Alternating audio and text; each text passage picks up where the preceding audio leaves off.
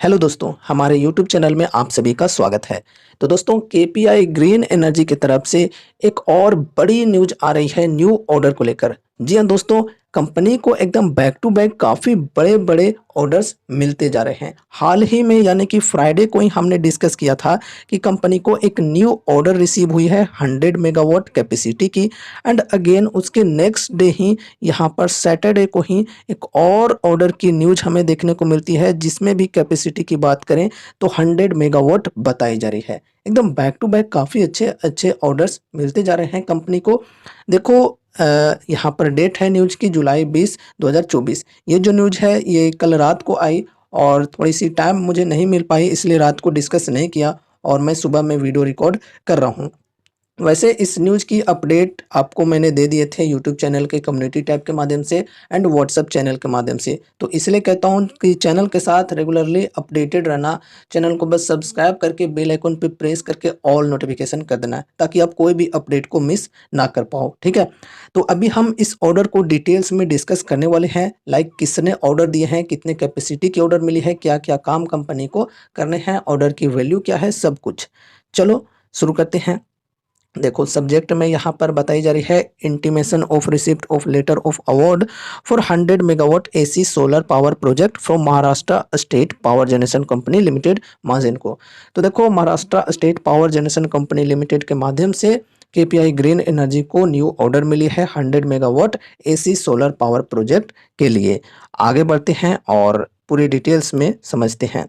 We are pledged to inform you that KPI Green Energy Limited has received a letter of award from Mazenco. This award is for the development of a 100 megawatt AC solar power project, which includes an EPC package with land and 3 years of operation and maintenance. तो देखो, company के द्वारा बताई जा रही है exchanges को कि हमें एक न्यू ऑर्डर रिसीव हुई है मार्जिनको के माध्यम से, जिसमें देखो 100 megawatt AC solar power project के लिए ऑर्डर मिली है, which includes an EPC package with land and 3 years of operation and maintenance. तो देखो, ईपीसी का काम मिला है और साथ ही साथ 3 साल के लिए ऑपरेशन एंड मेंटेनेंस का भी काम करना है उस प्लांट के अंदर।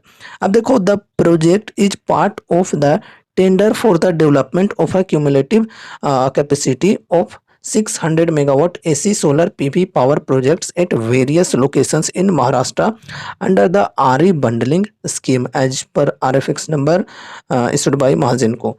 तो देखो, महाराष्ट्र गवर्नमेंट के द्वारा एक स्कीम चलाई जा रही है आरई बंडलिंग स्कीम। इसके तहत 600 मेगावाट का प्रोजेक्ट है, 600 megawatt AC solar PV power project है और इसमें से 100 मेगावाट के लिए कंपनी को ऑर्डर मिली है, केपीआई ग्रीन एनर्जी को ऑर्डर मिली है। चलो, काफ़ी अच्छी बात है। आगे यहाँ पर हम और भी डिटेल्स में डिस्कशन करते हैं। तो देखो, name of the entity awarding the order Maharashtra state power generation company limited Mahagenco. Significant terms and conditions of order. The company shall develop the project as per the terms and conditions mentioned in the tender document issued by Mazenco। आगे बढ़ते हैं। Whether order contract has been awarded by domestic या international entity. तो domestic entity के through order मिली है। फिर nature of order, letter of award, whether domestic और international. Domestic, time period by which the order contract is to be executed as per the project schedule provided under tender document issued by Mahagenco. और यहाँ पर आगे बढ़ते हैं। Broad consideration और size of the order. तो size of the order यहाँ पर अभी हमने डिस्कस भी किया, 100 megawatt AC solar power project in Maharashtra. तो देखो, सभी चीज़ों को तो हमने डिस्कस कर लिया, लेकिन अब यहाँ पर मेन बात आती है ऑर्डर की वैल्यू। वैल्यू क्या है ऑर्डर की, ये चीज़ तो यहाँ पर मेंशन किया हुआ ही नहीं है। तो यहाँ पर हम अनुमान लगा सकते हैं कि इस ऑर्डर की जो वैल्यू है वो कितनी हो सकती है। तो जैसे देखो, 1 मेगावाट की जो ऑर्डर मिलती है कंपनीज को, तो उसमें ऑर्डर की वैल्यू होती है अप्रोक्स 4 से 5 करोड़ के बीच। ठीक है, उस हिसाब से देखा जाए तो 100 मेगावाट की यहाँ पर बात की जा रही है, तो अप्रोक्स 400 से लेकर 500 करोड़ की ये ऑर्डर हो सकती है, ये ऑर्डर की वैल्यू हो सकती है। ठीक है, ऐसा हम एक्सपेक्ट करके चल सकते हैं। तो देखा जाए तो काफ़ी अच्छी ऑर्डर मिली है कंपनी को और इससे पहले भी 100 मेगावाट की ऑर्डर मिली है जस्ट 1-2 दिन पहले ही, काफ़ी अच्छी बात है। अब चलो थोड़ा हम टेक्निकल्स के अंदर डिस्कशन कर लेते हैं कि इस न्यूज़ का क्या इफ़ेक्ट पड़ सकता है कल के दिन इसकी शेयर प्राइस के अंदर। तो दोस्तों फ़िलहाल यहाँ पर देखो स्टॉक ये जो है ये स्प्लिट हो चुकी है और यहाँ पर देखो ये जो पिछली 52 वीक हाई की लेवल थी 1055 की, ये ब्रेक होकर एक न्यू 52 वीक हाई बन चुकी है 1079-80 के अप्रॉक्स। और यहाँ पर देख सकते हो फ्राइडे के दिन काफ़ी ज़्यादा सेलिंग प्रेशर हमें देखने को मिला है और यहाँ पर 5% की लोअर सर्किट भी लगी थी। जबकि फ्राइडे को ही न्यू ऑर्डर की न्यूज़ भी आई थी पुरानी वाली 100 मेगावाट की, वहाँ पर भी थी। तो ओपन मार्केट में ही न्यूज़ आई थी लेकिन फिर भी स्टॉक के अंदर उसका कुछ फ़र्क नहीं पड़ा। स्टॉक के अंदर गिरावटें ही देखने को मिली। अब गिरावट के पीछे रीज़न्स क्या है ये भी समझ लो। तो देखो फर्स्ट ऑफ ऑल यहाँ पर स्प्लिट हुई है, शेयर्स काफ़ी ज़्यादा लोगों के बढ़ गए होंगे, तो कुछ लोग यहाँ पर ट्रिम कर रहे होंगे। इसके अलावा यहाँ पर 52 वीक हाई के लेवल को टच किया प्राइस ने, तो रेजिस्टेंस के लेवल से प्रॉफिट बुकिंग चालू हुई। फिर यहाँ पर ओवरऑल मार्केट की बात करें तो पूरा मार्केट के अंदर पैनिक का माहौल है, बजट को लेकर फियर का माहौल बना हुआ है, इस वजह से भी सेलिंग प्रेशर देखने को मिली। तो ये कुछ रीजंस थे जिनके वजह से प्रॉफिट बुकिंग चल रही थी और इसी बीच यहाँ पर न्यूज़ भी आई अच्छी, लेकिन फिर भी उसका इम्पैक्ट हमें देखने को नहीं मिला शेयर प्राइस के अंदर, ठीक है। और गिरावटें लगातार जारी रहीं। तो यहाँ पर एक और न्यूज़ आ चुकी है फिर से 100 मेगावाट की। तो क्या यहाँ पर मंडे के दिन तेज़ी आ सकती है या ये जो गिरावट है ये बरकरार रह सकती है आगे तक? तो ये यहाँ पर हम कुछ कह नहीं सकते, देखते हैं कि इस न्यूज़ का कैसा असर पड़ता है हमें। मंडे के दिन इसकी शेयर प्राइस के अंदर तेज़ी भी आ सकती है, गिरावट भी आ सकती है। जैसा कि हमने डिस्कस किया कि पिछली बार भी न्यूज़ अच्छी आई थी लेकिन फिर भी उसका कुछ ख़ास फ़र्क नहीं पड़ा स्टॉक के अंदर।